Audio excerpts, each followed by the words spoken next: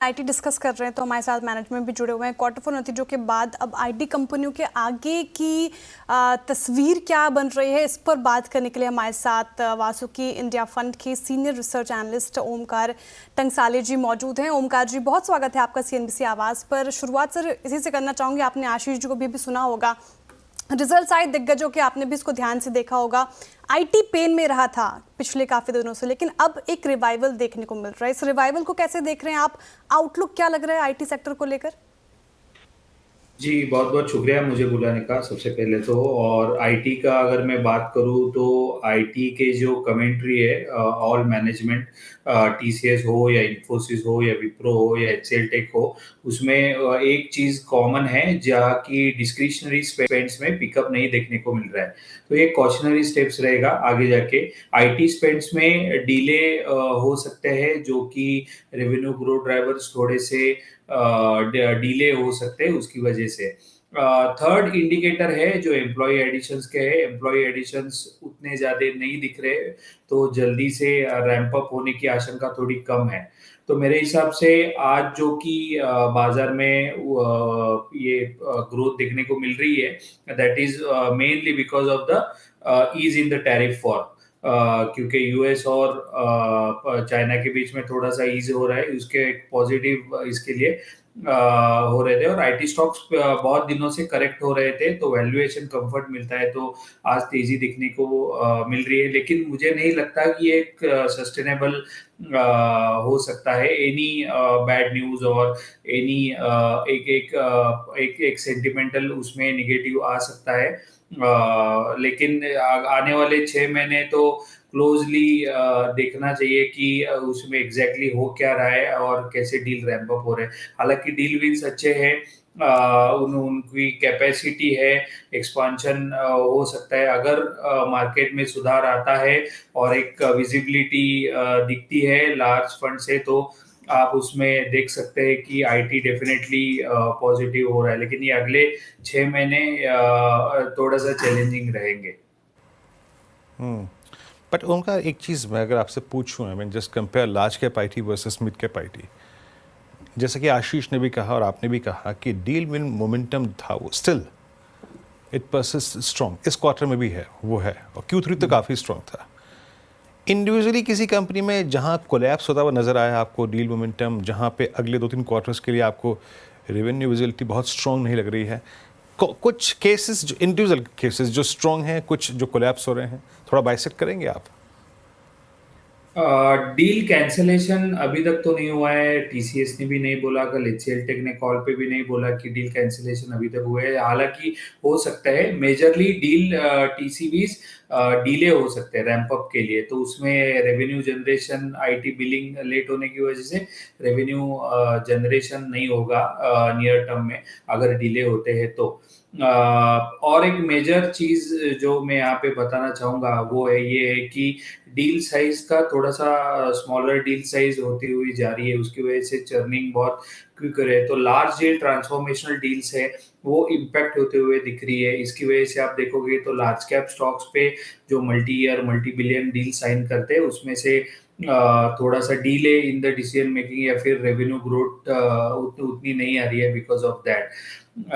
लेकिन आप larger picture पे देखें तो डील विंस है, लेकिन डील विंस डिले हो रही है, थोड़ा रैंप अप पे थोड़ा सा मुश्किलें आ रही है because of the lack of visibility from the enterprises. Okay, चलिए अब बात करते हैं आज के स्टॉक ऑफ द डे की। ओंकार, गुड आफ्टरनून। एचसीएल टेक क्या पसंद आया मार्केट को आपके हिसाब से, और क्या ये जस्टिफाइड है, और आपके क्या टारगेट्स हैं?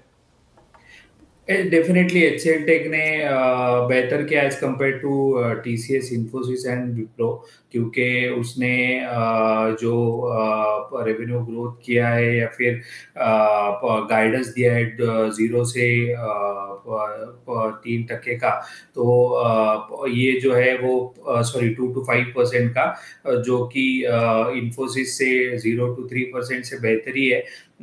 तो HCL Tech is positive as compared to the other three peers. लेकिन आप देखोगे तो उसमें और एक कमेंट्री है कि एयर एंड डी बिजनेस भी थोड़ा स्टेबलाइज होते हुए दिख रहा है। तो यूरोप ये क्वार्टर में अच्छा स्ट्रांग हुआ है as compare to the US. तो एक एक समहाउ एक टोटली अच्छा डेमोन्स्ट्रेशन हुआ है एग्जीक्यूशन कैपेबिलिटीज में एचसीएल की तरफ। दैट्स व्हाई एचसीएल टेक आज ग्रो हुआ है। मेरा मेरा टारगेट है 1800 के करीब एचसीएल टेक का FY26 के अर्निंग्स पे। तो वो मेरा टारगेट है और एचसीएल टेक फिलहाल तो अच्छा करेगा, ऐसा ऐसा दिख रहा है। ये जो एआई ऑटोमोटिव सेक्टर्स वाली जो लूजली कंपनियां हैं, चाहे टाटा एलेक्सी हो, टाटा टेक हो या केपीआईटी हो, इनमें से किसी पर आपकी कवरेज है क्या? और इनमें इस तरीके के मूव्स को आप कैसे देखते हैं, स्पेशली कंसिडरिंग टाटा एलेक्सी के इतने गंदे नंबर्स आए थे? Yes definitely. Year and D companies जो है टाटा एलेक्सी हो या फिर केपीआईटी हो, साइंट हो, ये डेफिनेटली एक एक ये है।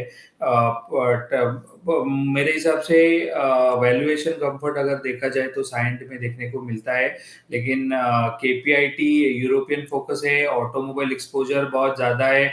इसकी वजह से आप देखोगे तो करेक्ट हुआ है क्योंकि उधर चाइनीज व्हीकल की वजह से डिमांड थोड़ा सा खतरे में है, या फिर we don't know how it will get eliminated because of the macro economic concern.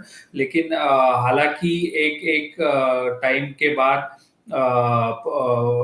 वो एक नॉर्मलाइज होते हुए दिख सकती है। ऑर्डर बुक अच्छा है, रेवेन्यू रैंप अप हुए, डील विंस रैंप अप हो चुके हैं और उसकी वजह से आप देखा जाए तो ये कंपनियां अच्छी करी है। ये डेफिनेटली ट्रेडिशनल आईटी सर्विसेज के कंपैरिजन में ये क्वार्टर में भी अच्छा करेगी।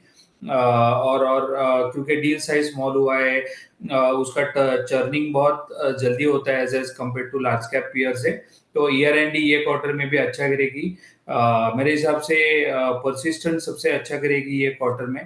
तो I am focusing more, I am bullish more on persistent and Coforge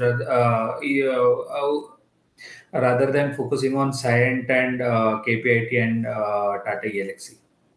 ji Omkar ji, stock specific तो बात की आपने, लेकिन पूरे आईटी सेक्टर को लेकर आप थोड़े कॉशियस ही नज़र आ रहे हैं। आपने कहा कि सस्टेनेबल लग नहीं रही है रैली और कोई भी नेगेटिव न्यूज़ इम्पैक्ट कर सकती है। तो चैलेंजेस क्या लग रहे हैं आपको फिलहाल आईटी सेक्टर को लेकर? क्या वो यूएस रिसेशन का डर है, क्लाइंट बजट कट है, क्या चैलेंजेस हैं? बजट कट हालांकि देखने को नहीं मिले हैं। डील विंस तो अच्छे आ रहे हैं। वो जल्दी रैंप अप कैसे हो गए प्रोजेक्ट, सारे जो डील्स लेके आए हैं उसके मोमेंटम के ऊपर है। वो हम लोग को दिखने को मिलेगा एम्प्लॉई नंबर ऑफ एडिशंस में अगले क्वार्टर से लेके। अगर नंबर ऑफ एम्प्लॉई एडिशन वो बहुत अच्छे कर रहे हैं तो इजीली रिफ्लेक्ट होगा कि वो रैंप अप कर देंगे प्रोजेक्ट नए नए वाले। लेकिन वो जब तक दिखता नहीं है, इंडिकेटर्स एट्रिशन कंट्रोल में आता नहीं है, तब तक हम लोग नहीं कह सकते कि ये डील्स तुरंत मोनेटाइज होंगे। ये कमेंट्री भी नहीं हो आया है अभी कि डील साइज कटिंग है या फिर डील कैंसलेशन हुआ है, लेकिन आगे आने वाले समय में हो सकता है बिकॉज ऑफ द अनसर्टेनिटी। लेकिन अगर सिचुएशन इंप्रूव होती है तो definitely deal momentum will turn out into the revenue stream. चलिए, अब सिर्फ LTIM के नंबर्स बाकी हैं टेक महिंद्रा के, बट अब तक जो टॉप 4 के नंबर्स आए हैं उनमें आपका पैकिंग ऑर्डर क्या होगा? उनमें से पैकिंग ऑर्डर यही होगा, HCL टेक, TCS, उसके बाद इन्फोसिस एंड देन विप्रो। ओंकार जी बहुत बहुत शुक्रिया आज हमारे साथ जुड़ने के लिए और इन सब के सब टॉपिक्स पर बात करने के लिए।